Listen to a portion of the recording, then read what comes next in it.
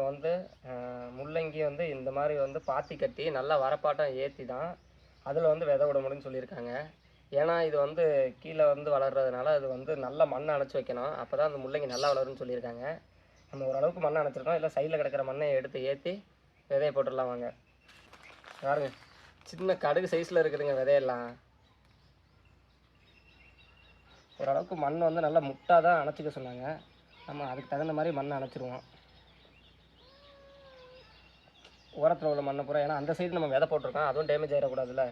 அதனால் இதில் உள்ள மண்ணையே வந்து நம்ம விதைச்சிடலாம். சும்மா கையை வச்சு ஒரு அளவுக்கு ஒரு விதை தான் போட சொல்லியிருக்காங்க. அப்படி போட்டு மூடிட்டு அடுத்து ஒரு அடி கரெக்டாக நம்ம கையளவுக்கு வச்சு போட சொல்லியிருக்காங்க.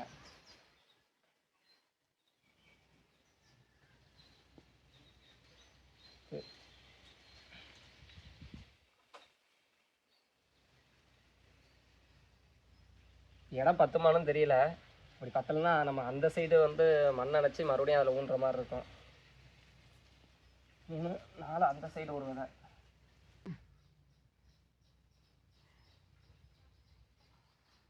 ஐயோ, விதையெல்லாம் நிறையா வந்து கையில் ஒன்று எடுத்தால் 2 3ன்னு வருதுங்க. ஸோ சைடில் கிடக்கிற மண்ணை வந்து ஏற்றி நம்ம அதில் மண்ணட்டை குமிச்சிக்கலாம். ஆனால் இதில் வந்து வேறு சைடில் புல் இதெல்லாம் இருந்துச்சுன்னா வெட்டிட சொன்னாங்க.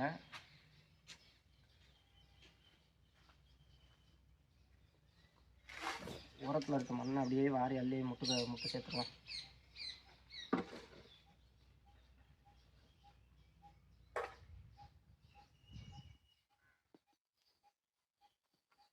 ஒரு பாத்தியில் வந்து ஒரு இதுக்கு வந்து நம்ம விதை போட்டாச்சு. 1 2 3 4 5 விதை பக்கம் போட்டாச்சு இதில். அதே மாதிரி இந்த சைட்லேயும் போட்டுருவோம். அந்த சைடு போடுறதுக்கு வந்து மண் அணைக்கணும். மண் இப்போ தான் ரெடி ஆகிட்டு இருக்குது. அதை வந்து இந்த சைடு விதைச்சிட்டு அதுக்கப்புறம் அதை அந்த சைடு போய்க்கலாம். ஃபஸ்ட்டு மண் அணைச்சிக்குவோம். ஏன்னா மண் தான் மெயின் இருக்குது. முள்ளங்கிக்கு வந்து மற்ற செடிக்கெல்லாம் வந்து எப்படின்னு தெரியல, கேரட்டு முள்ளங்கிக்கெல்லாம் வந்து இந்த மாதிரி வரப்பு கட்டினா தான் நல்லா காய்க்குன்னு சொல்லியிருக்காங்க. ஆல்ரெடி இது நல்லா மண் இருக்கட்டும் அப்படின்னு சொல்லி ஆல்ரெடி மண்ணை அணைச்சி தான் வச்சுருந்தோம். கொஞ்சம் அது சரிஞ்சிருச்சு.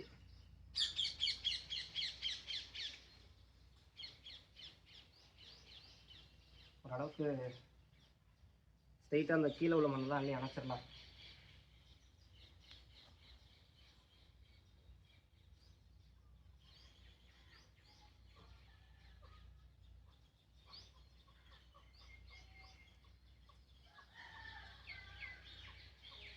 ஓகே, இந்த சைடு நம்ம ரெடி பண்ணிட்டோம்.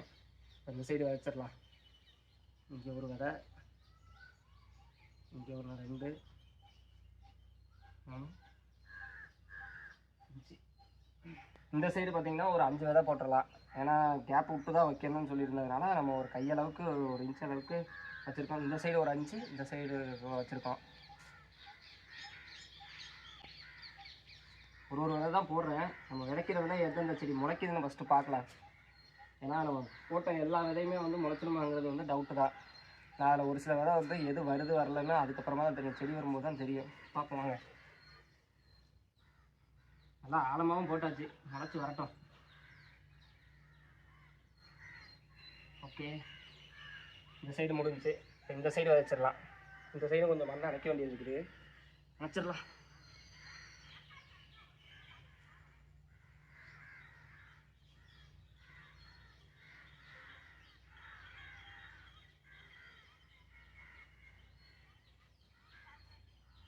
இந்த சைடை நம்ம அதிகமாக மண் எடுக்க முடியாது. ஏன்னா நம்ம கீரை விதை விதைச்சிருக்கோம். அப்புறம் அந்த கண்ணுக்கு டேமேஜ் ஆகிடும். இப்போ வந்து பார்த்திங்கன்னா நம்ம வந்து கீரை விதை வச்சுருந்த பக்கத்தில் வந்து பாத்தி கட்டிடுவோம். இந்த மாதிரி வரப்பாட்டோம். அந்த சைடு மட்டுமே, அந்த 3 சைடு மட்டுமே ஒரு 20 விதை விதைச்சிட்டோம் முள்ளங்கியோடது.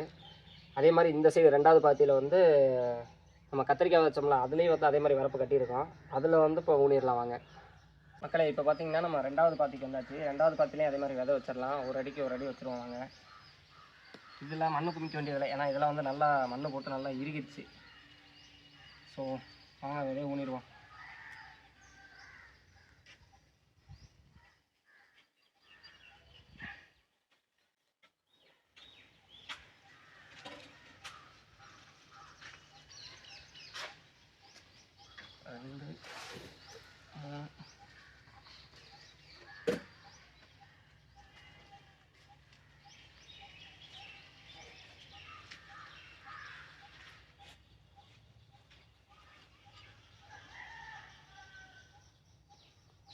எந்த அளவுக்கு வந்து முள்ளங்கிக்கு மண் அணைக்கிறோமோ அந்த அளவுக்கு காய் நல்லா வளரும் அப்படின்னு சொல்லியிருக்காங்க. ஃபுல்லாகவே வந்து அணைச்சாச்சு மண். இப்போ வந்து நம்ம விதையை ஊனிடலாம். 1 2 3 4 5 6 7. இந்த சைடு பார்த்தீங்கன்னா ஒரு 7 விதை போடலாங்க. ஏன்னா இது கொஞ்சம் நீளமாக இருக்கிறதுனால விதையை எடுத்துரும். ஐயோ போச்சுங்க, விதை பூரா கொட்டி போச்சு. சப்பா இருங்க, அந்த விதையை பூரா மறுபடியும் அல்லணுங்க. 1 2 3 4 5 வச்சுங்க.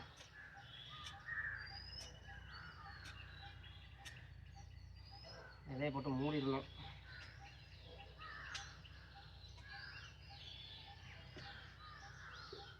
இது மூடியாச்சுங்க. சக்ஸஸ்ஃபுல்லாக 2வது பாத்திலையும் நம்ம முள்ளங்கி விதை விதைச்சிட்டோம். இன்னும் 2 பாத்தி இருக்குது, வாங்க அதையும் விதையை விதைச்சிருவோம். இது கொஞ்சம் வீடியோ லென்த்தாக தான் போகும், மறக்காமல் ஃபுல்லாக பாருங்கள், ஸ்கிப் பண்ணாமல். அதுக்கு முன்னாடி லைக் பண்ணிடுங்க. இப்போ 3வது பாத்தியில் நம்ம விதை வைக்க போகிறோம். வாங்க, இதுலேயும் ஓரளவுக்கு மண் அணைச்சி தான் இருக்குது. அந்த சைடு மட்டும் கொஞ்சம் மண்ணள்ளி அணைச்சிட்டு இந்த சைடு விதைச்சிருவோம். ஆஹா, இது என்னங்க இவ்வளோ டைட்டாக இருக்குங்க. நல்லா வெயில் இருந்தோன்னா நல்லா இதாகிடுச்சுங்க.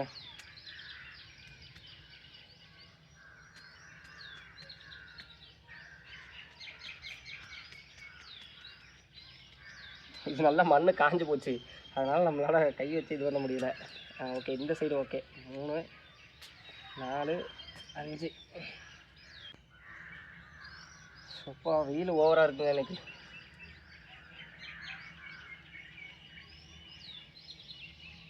போட்டு மூடி விட்டுருவோம்.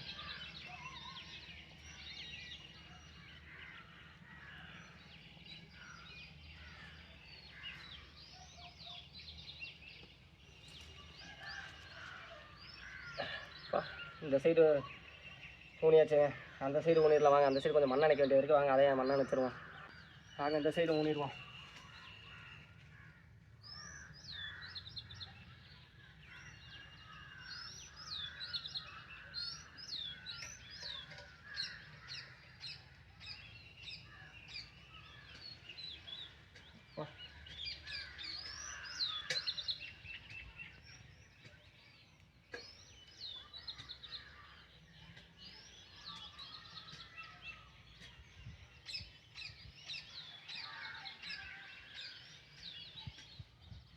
ஐயோ,